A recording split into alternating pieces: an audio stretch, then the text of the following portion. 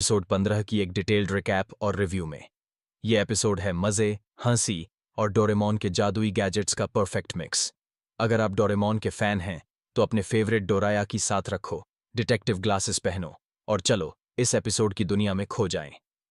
कहानी शुरू होती है नोबिता के साथ, जो हमेशा की तरह किसी नई मुसीबत में फंसा है। इस बार स्कूल में साइंस प्रोजेक्ट की डेडलाइन है। हर स्टूडेंट को एक मॉडल हाउस बनाना है जो फ्यूचर का हो और एनवायरनमेंट फ्रेंडली हो। नोबिता, जैसा कि उसकी आदत है, पूरी तरह भूल गया था। अब डेडलाइन बस एक दिन दूर है और उसके पास कुछ भी तैयार नहीं है। स्कूल में सुनियो अपनी चमकदार बातों के साथ शो ऑफ कर रहा है। उसने बताया कि उसका मॉडल हाउस सोलर पावर और ऑटोमेटिक क्लीनिंग सिस्टम से लैस है। जियान, जो साइंस में ज्यादा अच्छा नहीं है, अपने मॉडल को मजबूत बताकर डींगे हाँक रहा है। शिजुका, जो हमेशा काइंड रहती है, नोबिता को हेल्प ऑफर करती है, लेकिन नोबिता को लगता है कि वो अकेले कुछ बड़ा कर सकता है। पर हम सब जानते हैं, नोबिता का अकेले कुछ करना मतलब मुसीबत को न्योता देना। नोबिता घर दौड़ता हुआ आता है और डोरेमोन को अपनी प्रॉब्लम बताता है। डोरेमोन पहले तो नाराज होता है। वो कहता है कि नोबिता हमेशा आखिरी वक्त पर क्यों घबराता है, लेकिन नोबिता की उदास शक्ल देखकर डोरेमोन का दिल पिघल जाता है। वो अपनी 4D पॉकेट में हाथ डालता है और निकालता है एक शानदार गैजेट, मिनी बिल्डर बॉट्स। ये छोटे छोटे रोबोट्स हैं जो कुछ ही मिनटों में कोई भी मॉडल बना सकते हैं। हर बॉट सिर्फ 1 सेंटीमीटर लंबा है, लेकिन उनके पास लेजर टूल्स, 3D प्रिंटिंग और आर्टिफिशियल इंटेलिजेंस है। डोरेमोन बताता है कि ये बॉट्स 21वीं सदी की टेक्नोलॉजी हैं जो फ्यूचर में आर्किटेक्ट्स यूज करते हैं, लेकिन वो चेतावनी भी देता है। इन बॉट्स को सटीक इंस्ट्रक्शंस देना जरूरी है, वरना वो गलत चीज बना सकते हैं।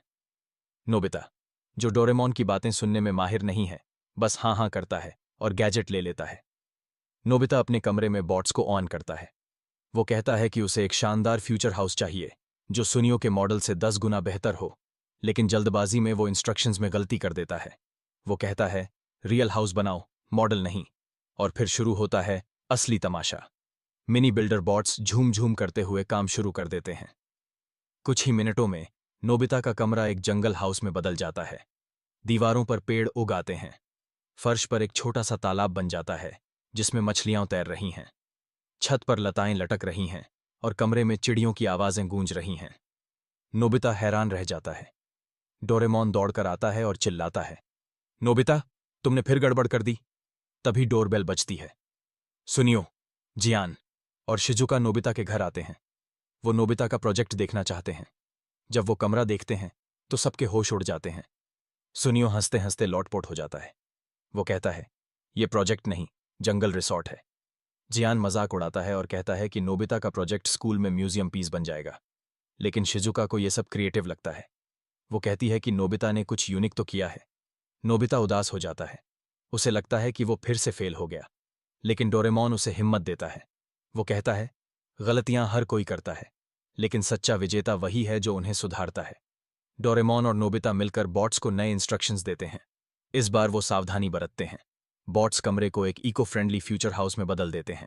इस मॉडल में सोलर पैनल्स हैं जो सूरज की रोशनी से बिजली बनाते हैं। रेन वाटर हार्वेस्टिंग सिस्टम है जो बारिश का पानी स्टोर करता है।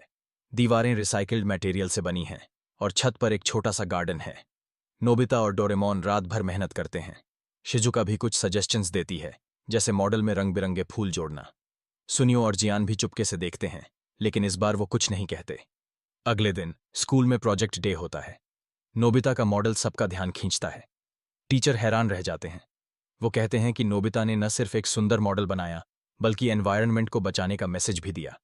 नोबिता को फर्स्ट प्राइज मिलता है। सुनियो को जलन होती है, लेकिन वो चुप रहता है। जियान, जो पहले मजाक उड़ा रहा था, अब नोबिता की तारीफ करता है। शिजुका नोबिता को स्माइल देती है और नोबिता का चेहरा खुशी से चमक उठता है। एपिसोड का अंत होता है नोबिता और डोरेमोन के साथ, जो डोरायाकी खाते हुए हंस रहे हैं।